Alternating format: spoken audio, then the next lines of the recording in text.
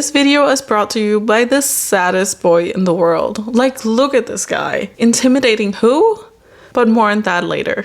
Welcome loons, goons, and anyone ready to swoon. I'm Sarah and I am obsessed with Heated Rivalry. I'm bringing that obsession to you. In this series, we're overanalyzing Heated Rivalry scene by scene, going over everything that I can possibly think of, basically from the characters to the story to symbols, how the camera angle is set up, basically trying to sprinkle in all the overthinking thoughts that I have in my head. And I'm very excited to have you along for the ride and hear your thoughts on it as well. And if you for some reason haven't watched Heated Rivalry yet, I highly recommend that you fix that problem right away and go watch it. In this video, we're gonna go over the draft night where Ilia and Shane are being drafted into the teams, what we see from like the family interactions between them, and the imbalance that we see in the environment and the characters, I suppose, that we are getting more and more hints to as we're coming into like this episode.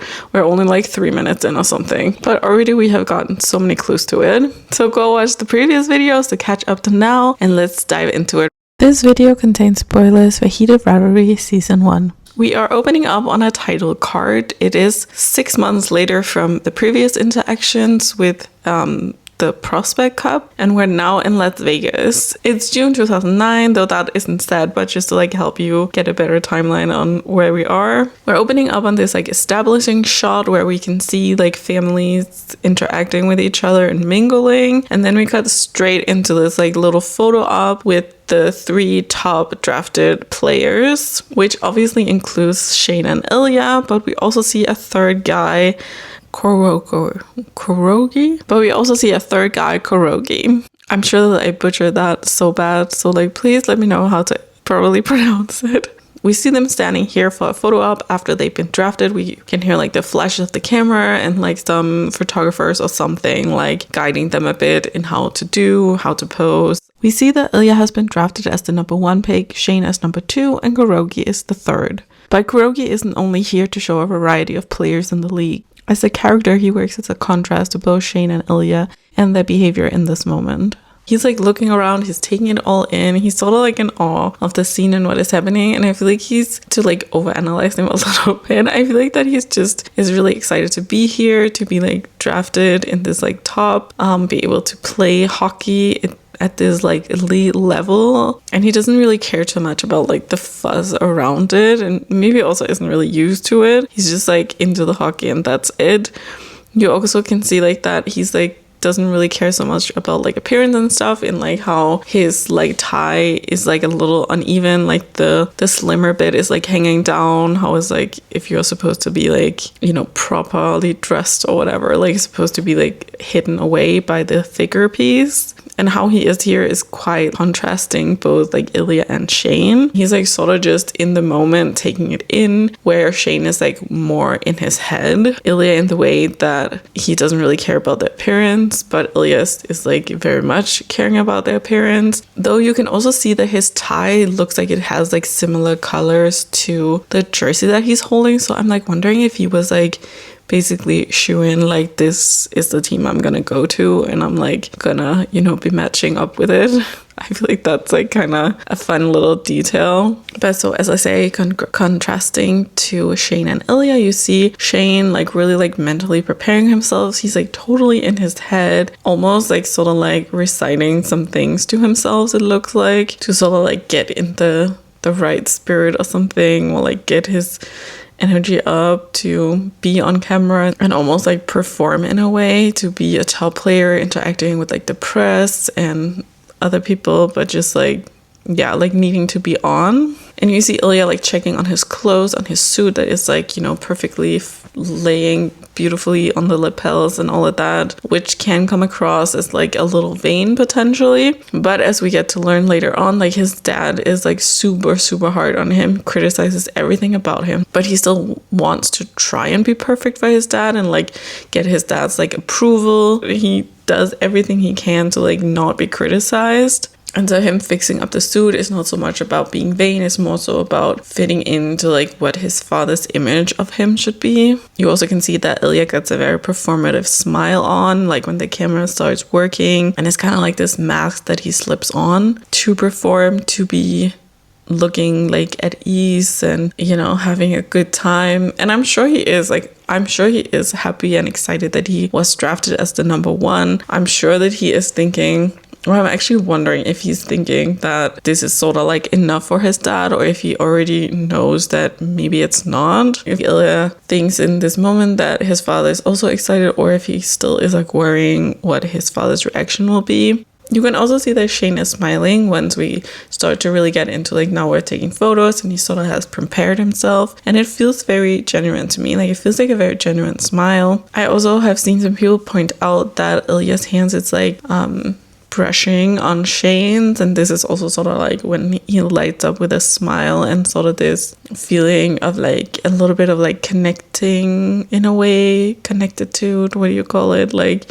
that is sort of, yeah, these people bond each other in their presence or something. Like, that Ilya has a way to like calm Shane, maybe. Though I'm a little unsure about, like, in this point in time, if he would have that effect on him.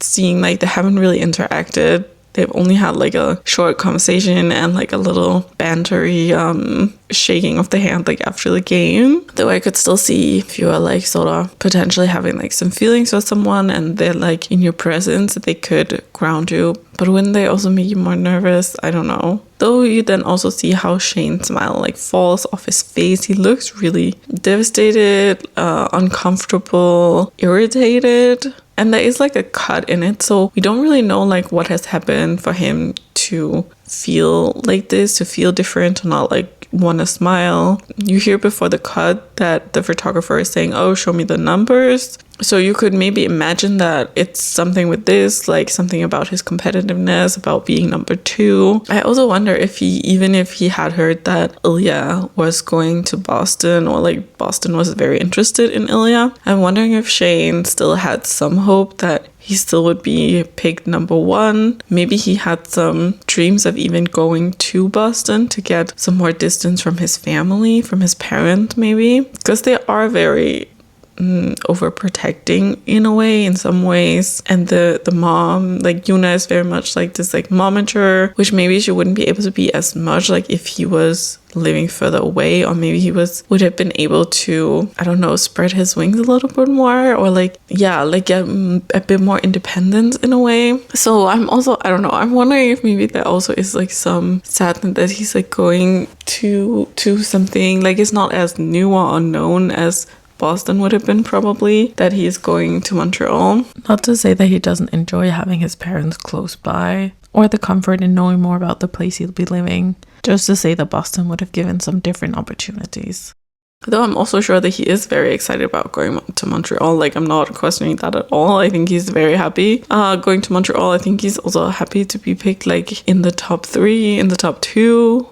But still there is you know, he has like competitiveness, like he wants to be the best. And so not being the best, even if it's such a small margin, and although is based on so many different factors, I think maybe it's like getting to him a little bit. But we don't know what has happened, because there is this cut, like, and I feel like that could have been, something could have happened. I think like Ilya could have said something to Shane, like as a joke, or as like a check-in, or whatever, casual conversation, something that maybe would have gotten to Shane a little bit. And also, as I talked about previously, like Ilya has a very like shit talking energy to him. Like that's sort of like how at this point, like I feel like the only way he really knows how to like reach out a little bit or like get some interaction. So I totally could see that he has like said something to Shane that like crushes him or his spirit a little bit for a moment.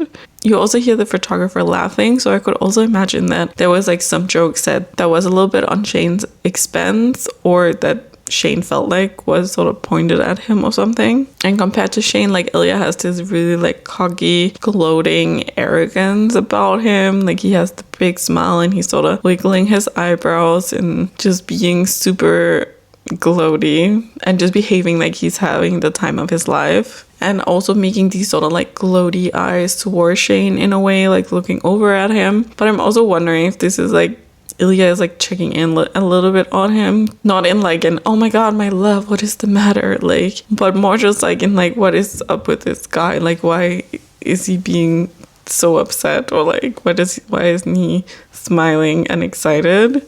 And as they're holding up the fingers to show what number they are for the photo op, Shane is like really in a mood. He doesn't want to be here anymore, I think. So the photographer tells him to smile. Come on, big smile. We want to smile, something like this. And he sort of has to like force the smile on. Like you really see him put on the smile, the face, the mask, whatever, to be the product that he's supposed to be in this moment. And it also is, of course, like it's like a great moment to be drafted as the top 3, and when there's a photo of it, of course these players should be smiling and excited. Otherwise it's kind of like, what is up with them? Like, why are they not happy? Maybe also the teams will be like, what the fuck, guy? Like, come on, are you not excited to be playing for us? So of course it's good that the photographer is like encouraging it, but it also kind of shows that Shane, he can just be himself in these moments, in front of the press, in front of like the sports world, in front of like for the outside world, you know? And not that he should be upset, but like if he is upset, like he's okay to be upset, or he's okay to feel however he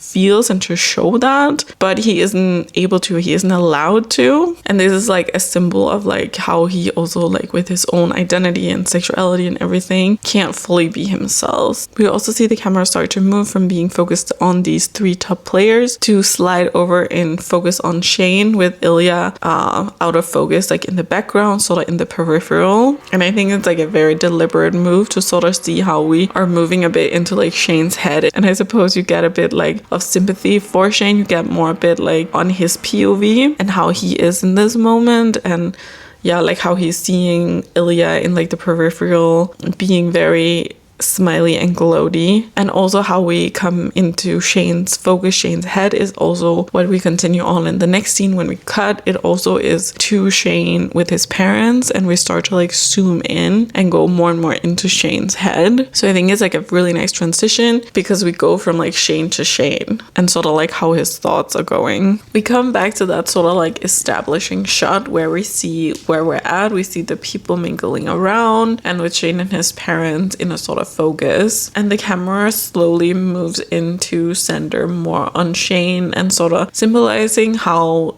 we go more and more into Shane's head. Like he is going more and more into his own head, and you can really see how he's overthinking everything. We have David and Yuna, Shane's parents, flanking him on either side, and I think it's very interesting how they're like positioned here. Yuna is standing on Shane's right side facing the manager, and David is standing on Shane's left side, little away, but in a way that's facing Shane. And I feel like this shows how Yuna is very much focused on Shane's like relation to the outside world, and where David's focus is very much like on Shane himself. Of course, that's a very simple way of putting it, but I feel like we do see these characteristics like throughout the show, and how they interact with Shane and people around Shane, or like the world around Shane, and how they're involved with the hockey world. But this is something we're gonna dive into later on when we get to some more scenes where this is more like in the focus. Here we're having like a conversation with the manager of the Montreal Metros, and this conversation highlights a few key things. As I just said, there's highlighted with how Shane's parents are like interacting with him and others, and we're going to see this like throughout the conversation. And then the manager also has a few lines that is a little eyebrow raising. Firstly, as we're like zooming in and Shane is totally in his head, he says the line that we don't care he came in second, which is, I feel like, a really odd line, because they would have the second choice, so of course he would be the second pick for them to pick him. Like if Shane had been the first pick, then he would have gone to Boston and they wouldn't have been able to get him. And I feel like it's, I don't know, I just feel like it's a bit of a strange thing to say, and it sort of makes it like highlight of like, oh, he's number 2. Also highlight a little bit like, oh, they maybe didn't really want him, like maybe they would have rather had Ilia or something. Like it creates some like confusion and some doubts, I feel like, and I feel like it's a line for the audience to be like, oh, he's like number 2, and like even more we can understand and sympathize with Shane and sort of why he's feeling in his head or feeling a little upset, you know, that he was number 1, and to sort of bring in that like, you know, like competitive overthinking that Shane has going on. And then the manager has this line, "We are thrilled that Shane is Asian Canadian." Like he almost had to like catch himself that he isn't saying something wrong or something. Asian Canadian, which very much highlight these microaggressions that a lot of people are facing in many different ways in their lives, but also here in their workplace. And we see examples of this like throughout the show, but I feel like especially in this first episode, there is a few lines that really hit on this. As I talked about in the previous video, this isn't something that I can speak on from like experience or anything like this. So I highly recommend checking out more people that have knowledge on this and experience with this and that can really speak on how it shows up in the show. And I was really curious when I was like watching it, because at first glance it's just smiles and politeness and just continuing with the conversation. But when we pay attention, there absolutely is a reaction to this comment. David is sort of like lifting his head away, kind of rolling his eyes a little bit, or like almost, it's like, oh, here we go again, like really this shit. You can see Yuna gets like kind of tight-lipped and like tight in like the neck and face, like, ooh, are we really doing this, talking about this, saying this? But also they're not doing anything. Like they're not saying anything, and Yuna changes the subject to something else. But other than that, I mean, nothing is happening because they don't want to rock the boat. They don't want to do anything to make a bad impression on Shane's behalf. Like he's just starting out. He's at the start of his career. He's like 18 or something like this. He doesn't have any power. They don't have any power in this like circumstance. And it's like they don't want to mess something up for him, which I could imagine is like very common for people who experience microaggressions, and probably especially like in the workplace with like their bosses or managers or higher ups or anyone that can like, make trouble where you don't want to make a bad impression or cause a scene or anything. That it's like a real struggle, like how to do with this and how to deal with this. And it just highlights how much we all need to be more aware of these things and how we're like interacting with each other and like what language we use. You also can see Shane sort of having a reaction to it, I think, but it's like a little bit delayed. And I think this is because he is zoning out, so he's not fully there in the present. But you can see how he like moves his head around and gives like a response of like him hearing the manager say this, and that it has like a reaction to him like within and in what he's thinking. For me, the manager here is shown as an archetype for a privileged person, a privileged boss who doesn't really understand what they're saying, quite condescending and uninformed. The conversation keeps going, and then Yuna notices Shane has zoned out, so she like gently, caressed his arm to sort of like make him come back to the present and be on a little bit, I guess. And I think this also very much highlight how Shane's parents like engage and interact with him differently, because I'm sure that David has seen that he's zoning out. Like we've seen David look at Shane, and also from what we know like throughout the show, like David is very aware of Shane, like, and he clocks like a few times when Shane is like freaking out. So I will say, of course, David has noticed here that Shane is zoning out, that he's like in his head, that he's not really present. But instead of bringing Shane out of it, like gently, like how Yuna does, he's just letting him be in his head. And I could imagine that David just wants to give Shane a moment if that's like what he needs. Like Shane is probably very overwhelmed and sensory overloaded, and so he just needs like to take a little breather, even if he has to be here at this function. But Yuna sort of like wants to be sure that he also gives like a good impression, of course, and that he's like interacting with these people that he is working for, and that he maybe not need to impress, but also in a way, I guess, need to impress, like make good work for. And so I think this is why she does what she does, and that it also highlights how I said earlier that she very much is aware of like Shane's relation to the outside world and things around him and how he presents himself. You can then see how Shane suddenly get this feeling that someone is watching him. You know that feeling? And so he looks up, and yes, there is Ilia staring down at him. Feels very intimidating, like up from above, looking down on him. But this is a big misdirect. You know that feeling when someone is looking at you, like you don't really notice it right away. It takes a little bit. So Ilia has been looking at Shane for some time. And he's seen how Shane's parents are around him, how they're happy and smiling and excited. He's probably seen Shane's mom gently caress his arm and be very gentle and loving towards him. And with what we also know when we come up to Ilya's conversation with the manager of the Boston team, this is not the greatest conversation. And so when you really look up on Ilya, he doesn't look very intimidating. He actually looks incredibly sad to me, like so sad, and a little bit zoned out as well. You can see he's like nodding along as if he's nodding along to like a conversation or something being said, but it's in this way of like, oh, I'm not really listening. And I honestly don't think that this is like the face of someone trying to be intimidating. I think it's the face of someone being really sad and miserable and wishing they could be any place but here right now. Seeing your competitor with his loving parents and maybe wishing that you could be in his place right now, that you had parents that was as loving as Shane. And maybe even thinking about your mom, wishing she could be here at this very special day, and how excited she probably would be for you as well. These are the thoughts that I'm having as we cut into Ilya's conversation with his dad and the manager. And immediately, it's a very big contrast to Shane and his parents.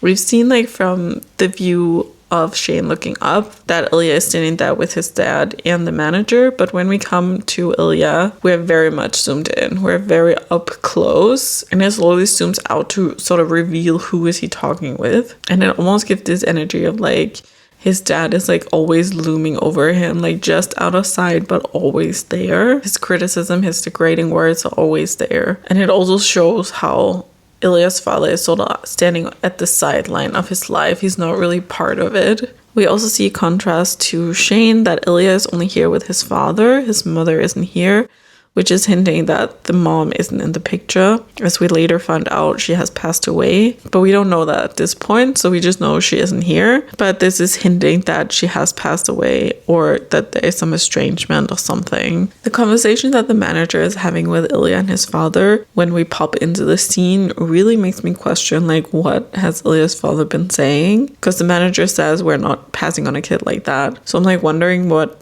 did the dad say to like elicit this response from the manager? It also could just be, I guess, like a pleasantry or something of like, oh yeah, we're excited he's on our team, like we wouldn't pass on him. But it also just makes me wonder, like, what were they talking about before we got here, and what was Ilya sort of like nodding along to? You can see that Ilya is incredibly uncomfortable with the compliment he's getting from the manager, even if they're very true and accurate. He doesn't really want to acknowledge it or accept it. I think both probably in front of his father, but we also saw in the introduction of Shane and Ilya at the very beginning that he also didn't really seem to accept or take in the compliment that Shane gave him. So I think it also is maybe just a general thing that he has a hard time with it. And then maybe even more so because his dad is here. It is like a really big moment for him, but he doesn't want to fully show that in front of his dad. He doesn't want to like smile, like he hides his face and like drinks so he can sort of hide away how he's feeling. And you also see how he like looks away to the side, like he can't be in this moment at all. It's so uncomfortable for him. Side note, it kind of looks to me like Ilya is drinking water here. Like it's like from a wine glass sort of, so it could be like white wine, but it kind of looks like water to me. And it makes me think that Ilya, you know, he wants to show that he's like a good boy in front of his father, and that he isn't gonna do something to fall out of line. And it's so heartbreaking in this next line when Ilya's father says that he can be lazy. Like you just see Ilya's face drop so hard. He already was looking so sad and uncomfortable, and now he's just so incredibly like heartbroken. He still wants his father's love and respect and care, like unconditional love, and he's not getting that at all. He gets criticism, and it's such a big contrast to Shane's parents, who are actually trying to make Shane look the best, to put Shane in the best light, like with the manager, how Yuna is doing. But here the father is putting him down in front of the manager.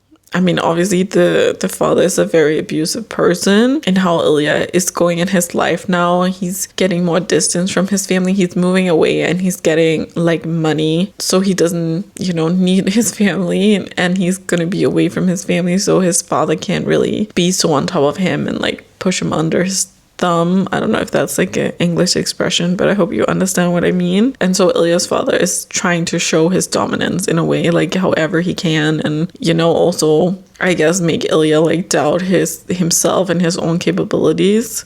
I see like so much hurt here, and potentially also some embarrassment that like others are getting to see his father behaving like this and the relationship that he has with his father, that it isn't just loving and excited and like how he probably imagines that everyone else is having it here. When Ilya's father says he needs discipline, you can see Ilya has like a slight shake on the head, like, please don't do this here, don't say this. But of course he does anyways. And like this whole scene is just so unbelievably heartbreaking. Ilya literally couldn't do any better. And even if he could have, I mean, obviously he doesn't deserve this. Like his dad is fucking horrible. His family is fucking horrible. And I just want to like scrunch him up and like hug him. Like it's so sad. And like obviously he has not the best behavior like throughout the show. Not the most healthy, you know? But like when you really look on these scenes, like I don't think that you could be like, oh, Ilya is just an asshole. He's just a mean asshole and he doesn't care about anything. Ilya just can't afford to care about anything because everything in his life has hurt him until this point. You hear the manager call him like son, like I'm sure you will, son, something like that. And it's just such a sad line. Like this is a very like American thing to say, I feel like. Like it doesn't have super deeper meaning to it, but it is a bit like there's like some care there, I guess. But how it's like used here and with like what we see with the interaction with the father and everything, it just sort of shows how other people treat Ilya better than his own father. Talking a little bit more about how the zoom is like used in the scene. As I mentioned, we see Shane first in a wider shot and we slowly zoom in, showing how Shane is like in his head versus Ilya, who is in a very close up, and we slowly zoom out, giving this feeling of this ominous feeling of something looming over him. And it also shows for like Shane is like slowly gets more and more in contact with his like true thoughts and feelings and identity. And like I talked about in the first video with the meet cute, we see like a lot more of Shane and understand a lot more of Shane like from the beginning or from this first episode. Like we still need to learn a little about him, but he's like a little bit more easy to understand, where like Ilya is like slowly revealed, or like what is around him is slowly revealed, just like how his story is also slowly revealed throughout the show. Another great tool used here in the editing is how we go from one character to the other. We're with Shane and his parents in this conversation when he like looks up to Ilya and we get the shot of Ilya looming down on him, sort of how Shane is like perceiving him, but then we flip and we are staring down at Shane in this way of like how Ilya would be looking down on him. And it's like a very interesting way how they're like flipping this around from the POVs, how we go from one character to the other. So this is where we will leave Shane and Ilya. Next time we're gonna jump into the gym scene and heating things up like a little bit more. I also have like one of my favorite micro moves in this scene, so look forward to sharing that with you guys. Please let me know what you thought of this over analysis yappity yap. Did you agree with what I was saying? Do you disagree? Do you have like some different thoughts on it? Or do you now have some new thoughts? Please let me know. I would love to hear. And until next time, remember that being you is always in season. Seasons of sorrow, seasons of